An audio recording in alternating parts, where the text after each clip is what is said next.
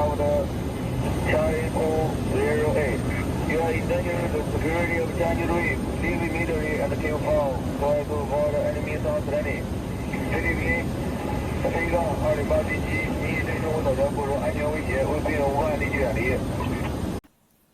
这是一架菲律宾军机驶入中业岛和仁爱礁附近时收到的来自中国海警的驱离警告。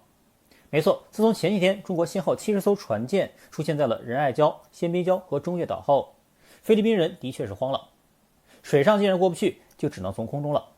于是当地记者在3月10号登上了菲律宾海岸警卫队的一架巡逻机，想飞到岛礁上空拍照留念并宣示主权。不过在靠近中业岛和仁爱礁时，却收到了来自中国海警船的7次警告，其中中业岛4次，仁爱礁3次。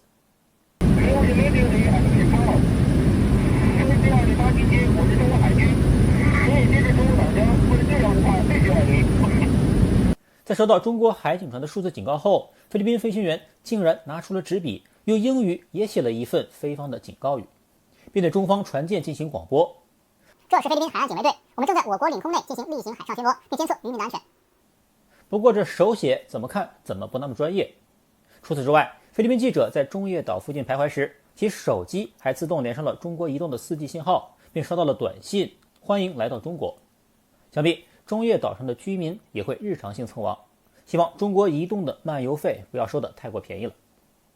尽管目前中业岛被菲律宾窃占，上面还住着200多非国渔民，而仁爱礁上那个坐滩的57号破旧军舰上也仍有7名菲律宾军人在定期轮换。但很显然，中国方面已经对这2个岛礁从通信基站到日常巡逻开启了维护主权的执法。这是菲律宾记者从空中拍到的仁爱礁上的那艘即将倾覆的破船。我们可以看到中国海警船距离礁坪非常的近。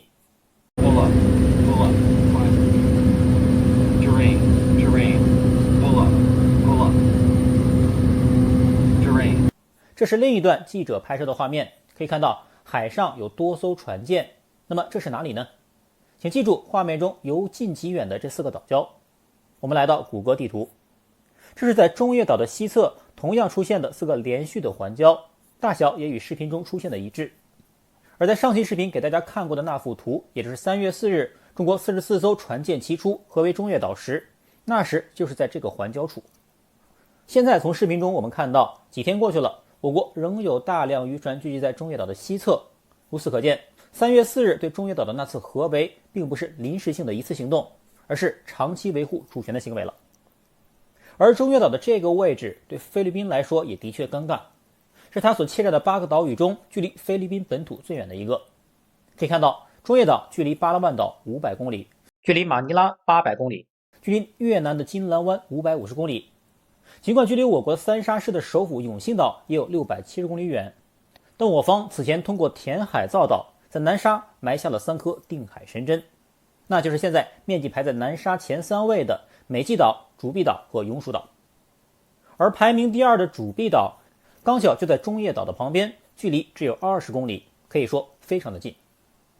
而在主碧岛上，除了拥有一条3000米的标准飞机跑道外，里面的西湖还可以作为我国各型渔船、海警船和军舰的临时基地。从前几天的卫星图可以看到，里面就停着很多舷号为琼三鲨鱼的渔船在进行补给。因此我军以主碧岛为依托，在菲方还没有反应过来之前，就可以瞬间拿下中业岛，可谓易如反掌。那么接下来就是静待时机了。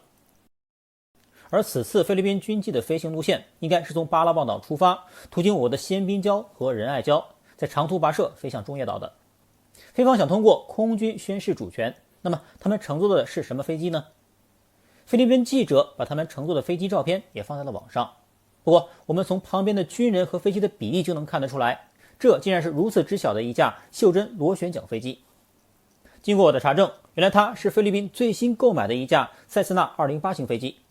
我国除了直升机外，还真没有如此之小的固定翼巡逻机。塞斯纳208由美国1984年建造，满载可以容纳13名乘客，与我国直220大致相当。而该款机型最大的客户竟然是 FedEx 联邦快递。菲律宾1年多前将其购得，作为在南海巡逻和宣示主权的主力机型，用于取代60年代设计生产的 BN2 岛民飞机。而菲律宾空军的主力战斗机型则是从韩国购得的12架 FA-50 战斗机，也是从 T-50 精英式教练机改的。其他机型则是从美国、巴西、荷兰、西班牙等买来的多国部队，总体来说乏善可陈，战斗力很弱。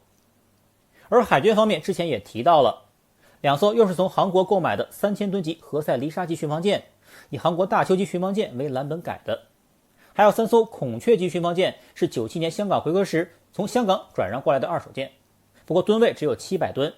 还有2艘别人赠送的巡逻舰也不到1000吨，这已经不能称之为舰了，巡逻艇还差不多。剩下的就是20几艘登陆舰，但都难堪大用。之前就说了，中国只需派出1艘 052D 就可以将其全部歼灭。还别说，真是巧了，中国还真的派了1艘052型驱逐舰来到了南海。就在3月8日，菲律宾拍到了1艘中国驱逐舰出现在了中业岛的西南海域，菲方将其认成了江岛级护卫舰。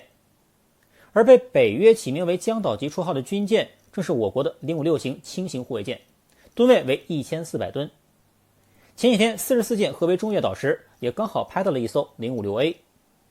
不过从这艘军舰的吨位、外形和维勘雷达等布局来看，明显与此前的 056A 有着很大不同，更像是1艘驱逐舰。经过我的对比发现，这艘军舰刚好就是我国的052型驱逐舰，船体中部高大的桅杆是其最明显的特征。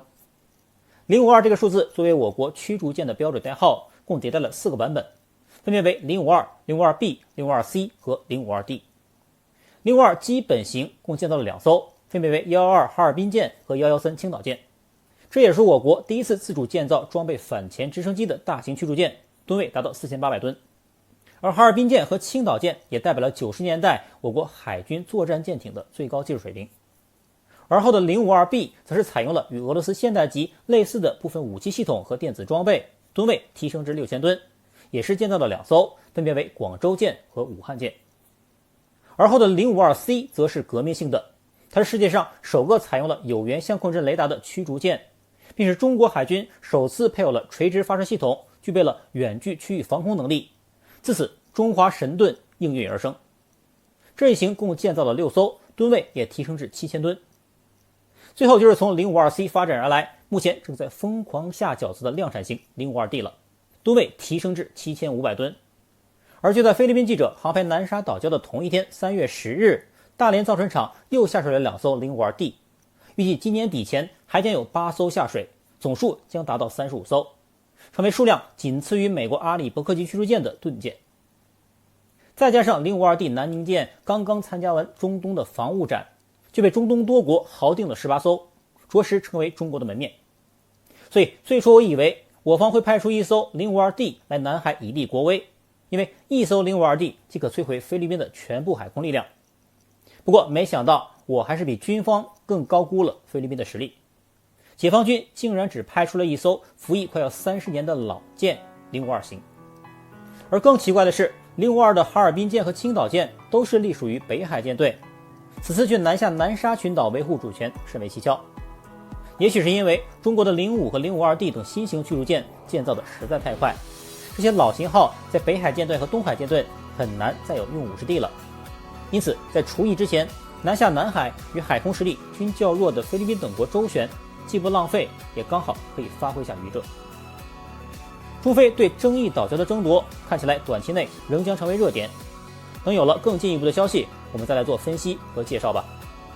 好，那本期视频就录到这里，我们下期视频再见。